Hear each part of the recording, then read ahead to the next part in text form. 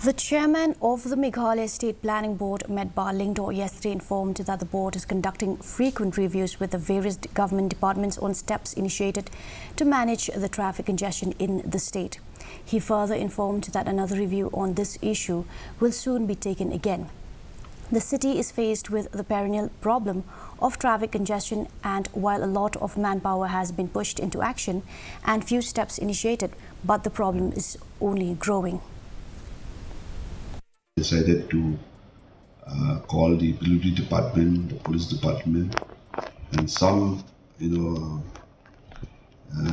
departments related to the traffic conditions to give their presentation as well as the planning that they have in mind to see that at least this, congestion is being, sorted out, if not once and for all. But we have seen that there's a few, developments which are taking place in and around Shillong city, especially, which has to be, speeded up